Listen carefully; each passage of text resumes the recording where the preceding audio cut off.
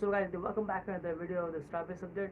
Today we're gonna recap this week of the Starbase, and I'm in August, and recently I have uploaded the July recap video. You can check it out on my channel. But let's see what exactly happened this week with the Starbase when the SpaceX brought back the Ship 37 for the testing. What is the odd here and why they are retesting again? So let's see what exactly happened with the Ship 37 in this week of the Starbase, and we will know what exactly going to be happen later. So keep in your mind, I'm gonna blow up your mind with the good news. So let's start this. The first thing happened this week with Starbase was the one of the greatest achievement where we done that the Ship 37 spin prime test. The Ship 37 performed the spin prime test followed the previous static fire attempt because the static fire attempt was introduced the new engine anomaly after the review in a Megabay 2, and after that reevaluation, the SpaceX decided to reattempt the testing of the Ship 37 to qualify as the newly installed RVAC or the sea level engine. I don't know one of the which one of like which engine has been swapped, but I can say the RVAC or the sea level engine, the one like between them, the one engine has swapped, and now they have tested by the spin prime. So the for the little summary of the spin prime is the testing that is the mimicking the exact pressure and the condition of the engine when it's gonna ignite.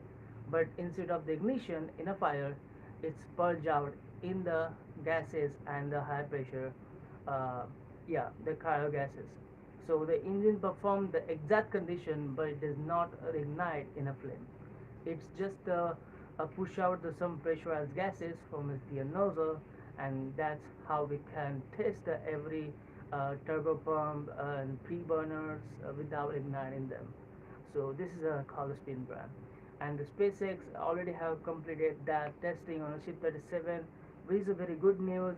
And after the testing completion, the Ship 37 immediately rolled back to the Megabay 2 for the flight 10 preparation for the final makeover and the Starlink simulator loading attempt. So and the FTSX installation attempt. So that's all the thing going to be happen in a few days, and ahead a few days in coming few days. I'm really excited for that one. And after the Ship 37 rolled back to the Megabit 2 and production side, the SpaceX and the entire Starbase crew at the pad A, they reconfigured the entire orbital launch mount into the launch position and into the launch condition, because the all that the temporarily added and installed the structural support for the Ship 37 testing. These all the structural support and the car testing and flanges has been removed. Even the main thing that is called the Starship static fire adapter, that also has been removed. And the currently I'm recording this video, the all thing has been removed, and currently they are working on the securing all the flanges and holes they made out for the entire installation of that structure. So I'm very excited with that one. And after that, the SpaceX dropped the one of the good news that is amazing. The good news is the ship 30, sorry, the flight 10 is gonna be happen on the 24 August. I'm not gonna lying. I'm not lying, okay? Because the Space is already officially stated that they're gonna launch the flight 10 on the 24 August 2025. I'm really excited for that one because it's not the constant window. I'm not saying this is a really going to be happen on the 24th August. If they skip the witness rehearsal, that possibly we will have the new detection of the problem. So we will see ship 34 like 24 or the 25 August and 26 August. So the window can be delayed, window can be pushed off. So there is no any a certain window in the details yet, but it's very good news for us. And with that, the SpaceX is doing something very incredible, and the prominent side is we getting here that the booster 16 on the today it's getting is the FTS, the flight dimension system installation at the rocket garden when it's parked out there. So the booster 16 is getting is the FTS system installation. I'm really hopeful that will happen in the almost in a day or tomorrow. Until tomorrow it will happen, completed, so I'm really accept that. And along the entire the flight date introduction, the SpaceX already has been released the good data regards to the flight 9 and ship 35 anomaly, and along they introduced a lot of things about the why the ship 35 was failed, why the booster 14-2 was failed to perform its the intended task, and both sides the vehicle was performed very decent, and these are the things they have introduced and summarized in their the data. So let's see what exactly went wrong during the flight plan. This is amazing thing. I'm just combining the service update plus the mishap report summarizing in this the one video. So let's start over. Start this. I'm not start over this once again. So the first thing we have to see the booster 14-2 in a flight 9, why it gone fail. The first thing we have to understand about the booster 14-2. Before we go in and step into the understanding the summarizing, like summary of the entire mishap report, we have to understand why, like what is the history of the booster 14-2. Booster 14-2 was a brand new booster on the flight 9 attempt, and sorry, on the flight 7 attempt. So when the flight 7 attempt was performed, the booster 14 booster 14 itself was the brand new booster, and it performed the perfect catching like landing attempt on a chopstick arms, and after that successful landing, SpaceX decided to the relaunch it. It's the second flight on the flight 9. So also you know that the when the booster is performed is the first flight and they compromise a lot. This introduced the new structural issues, and these structural issues leads the failure in a flight 9. That's why the booster 14-2 was suffered a lot during the entire experimental attempts of the SpaceX that is scheduled by the SpaceX to perform the booster higher emergency backup landing zone landing zone attempts. So the booster 14-2 in a flight 9 was performing is the ascent very good, and after the hot staging and directional flip maneuver which was attempted by the blocking several weight on other side and the lateral side, and they actually did it very perfectly. And once they did it, the directional flip maneuver was performed flawlessly. Then booster flipped back and started the boost back burn. Booster 14-2 was performing is the boost back burn was with the all the 13 engine ignition.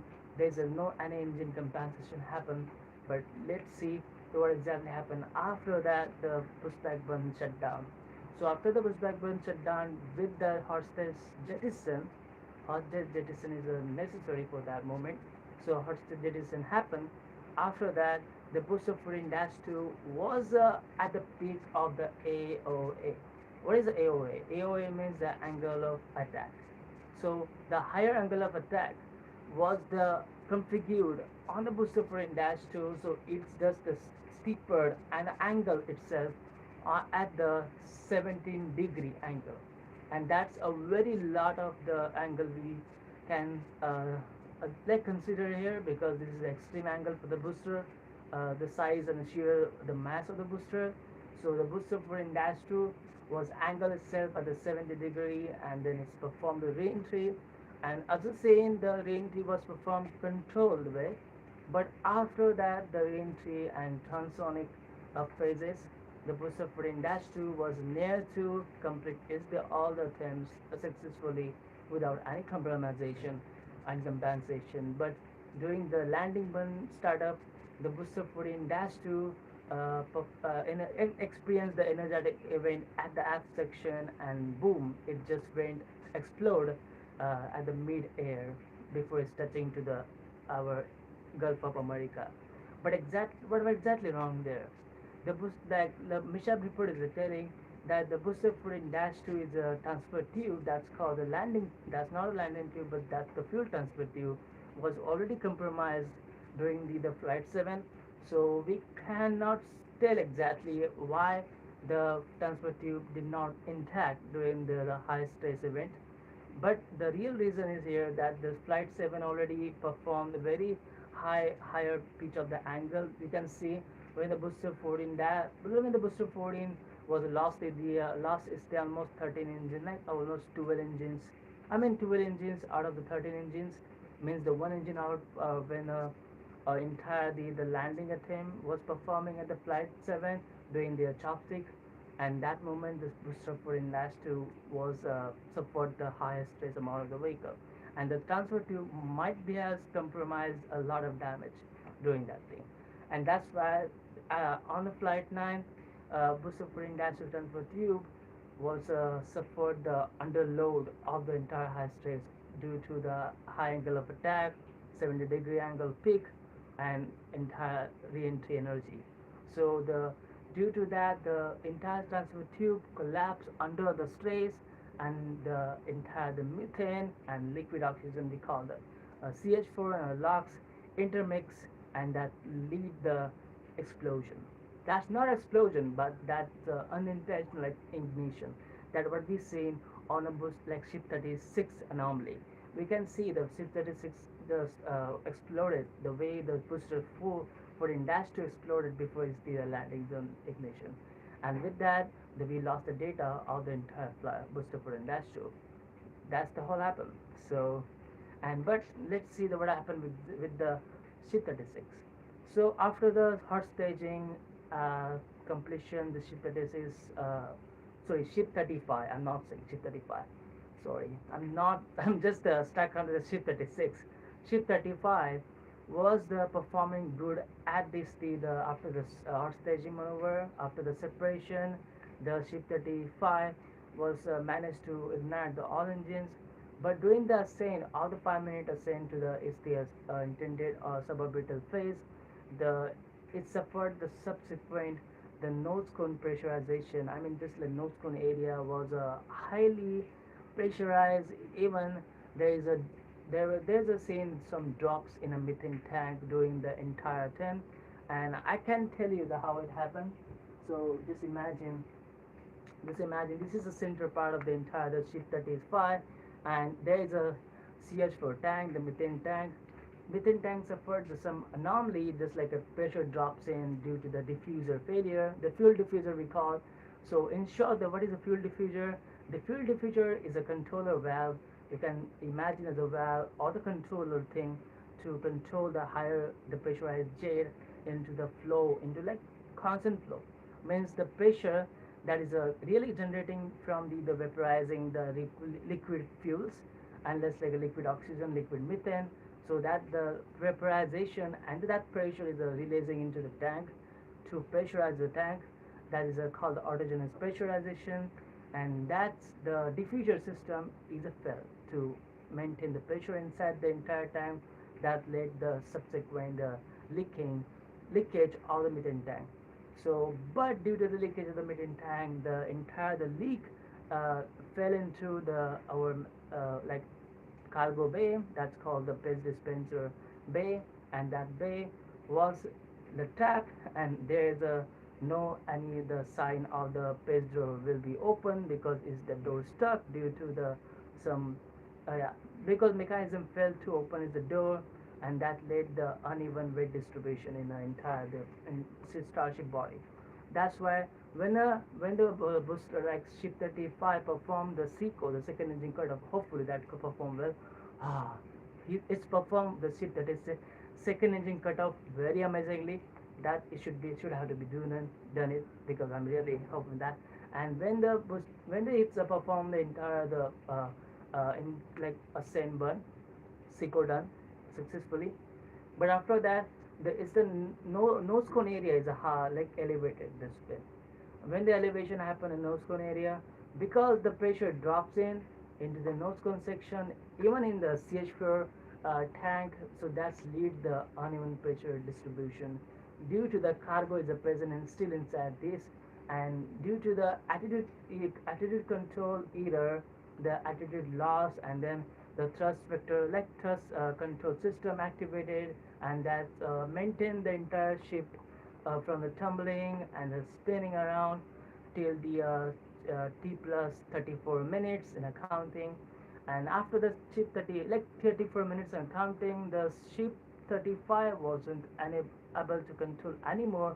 Its stability control leads the spin and tumbling of the act until the re-entry over the Indian Ocean of the Indian Ocean.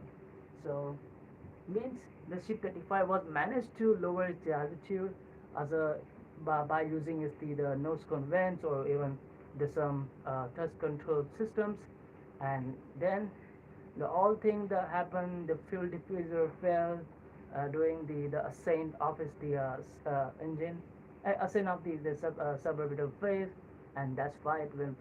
That's why how the single failure could lead the cascade domino failure in inside the like entire the starship. So that's how the entire the ship 35 was suffered the failure at is the oven pick sink, and that's merely um, personal failure for us because ship 35 should have performed perfectly because ship 37 will perform the landing burn like a landing on a chopstick. So hopefully we will see the ship 37 will perform in the next flight flawlessly. I'm hoping for that. And bye guys, I made it real possible before the flight 10 will be happen. Hopefully it will delay or not, but let's see how it will perform. And the my new video about the flight 10 consequences is coming up, so be on a stay. I'm really editing this video, so bye. Oh well, my name is Gordoshi. You're watching another factory, so bye.